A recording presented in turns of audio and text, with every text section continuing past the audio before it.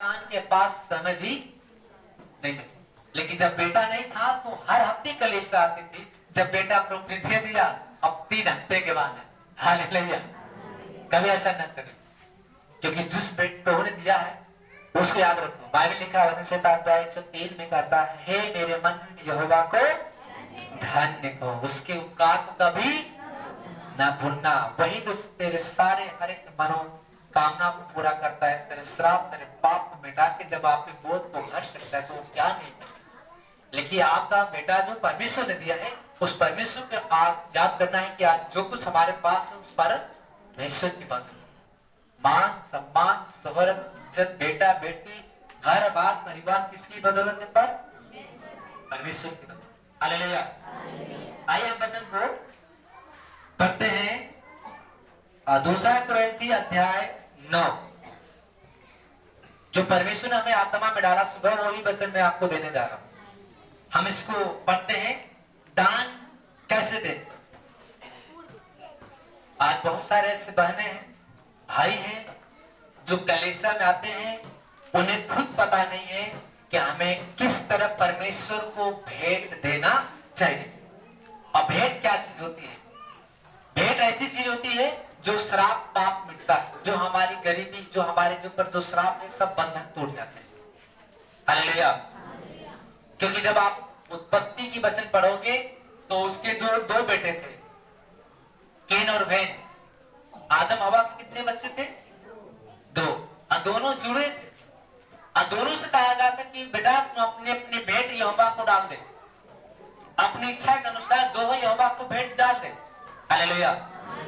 लेकिन एक जो बड़ा वाला था, उसने भेंट तो दिया, लेकिन देते समय उसके मन में कुड़बड़ाहट आ गई और यहोवा ने उसकी भेंट उठा के क्या कर दिया? फेंक दिया। उसका छोटा भाई जो चरवाहा था, बकरी को चराने वाला, उसने स्वेच्छा से अपने एक मेमना रखा उस वेदी पे। हालेलुया। हालेलुया। उसने स्वेच्छा से यहोवा को उस वेदी पे एक भेंट रखा, मेमना, और एक मेमना से 100 मेमना हुआ था। तो उसका पिता ने बोला, बेटा यहोवा का एक हिस्सा होता है। यहोवा क्या होता है? हिस्सा। और यहोवा के हिस्सा को हमें खाना नहीं चाहिए। जैसे आपके परिवार में अगर आप खाना बनाए हैं, आपका बेटा खा लिया, आपका बहू खा लिया, आपके नाती पोता खा लिए, सब लोग खा लिए, लेकिन उसी में से अगर आपके पति का हिस्सा अगर नहीं रखोगे, वो कहीं से आएगा तो उसके मन में क्या होगा? दुख होगा ना। सब लोग खा ले और आप अपने पति को खाना न दो, उसका हिस्सा खा जाओ, तो आएगा तो क्या होगा? गुस्सा में होगा कि नहीं होगा? गुस्सा में होगा ना। वो कुछ भी कर सकता है, तोड़ सकता है, फोड़ सकता है ना। कितने लोग तो चूल्हे फोड़ ना खाएंगे, या तो गुस्सा अपनी पत्नी को उतारेंगे, या तो कितना जने घर बाहर छोड़ दिए कि हमको भोजन नहीं मिला।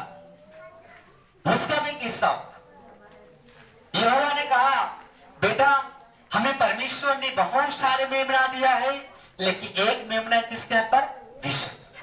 हमें परमेश्वर के हिस्सा को खाना नहीं चाहिए। जैसे आपके घर में एक भाई आपका है, उसका भी हिस्सा है। आपका बेटा है, बेटी है, बहू है, जो आपके परिवार का है, आपसे जुड़ा है, उसका हिस्सा है। वहीं से परमेश्वर हमारा एक हिस्सा है। हम परमेश्वर सब कुछ प्राप्त कर रहे हैं। परमेश्वर हमें बेटा दे रहा है, बेटी दे रहा है। हालेलुया। अब पुष्पा बहन की लंबी हम स्टोरी उठा रहे। अगर प्रभु ने इसको बेटा दिया 20 साल के बाद, अभी बेटा नौजवान होगा, बढ़ेगा, शादियां होगा, विवाह होगा, नौकरी करेगा, कमाएगा, अगर अपनी माँ को अगर नहीं देगा अगर कमाई का हिस्सा, तो उसकी माँ को दुख नहीं होगा ना। लेकिन उसको ये बार बार चेतावनी देगी कि यहोवा ने तुझे बेटा दिया, आज यहोवा का भाई मान, और जो कुछ तू कमा रहा है, लेकिन परमेश्वर की बदौलत तू कमा रहा है, लेकिन परमेश्वर का हिस्सा जाना चाहिए। चर्च के अंदर परमेश्वर का हिस्सा जाना नहीं, उसका बेटा देगा, मां को दुख होगा, तो बेटा दुख में पड़ जाएगा।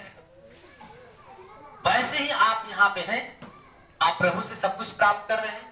आपको बेटा दिया, आपका घर बन गया, आपको नौकरी मिल गई, आपका परिवार अच्छा हो गया, आपके घर में आशीष की बारिश हो रहा है, लेकिन हमें परमेश्वर का हिस्सा खाने से पहले, अपना खर्च करने से पहले, अपने सारे काम को करने से पहले उसका हिस्सा निकालना अनिवार्य, क्योंकि वो यहोवा का एक हिस्सा होता है। आज जो कुछ हम लोग हैं उसकी बदौलत है।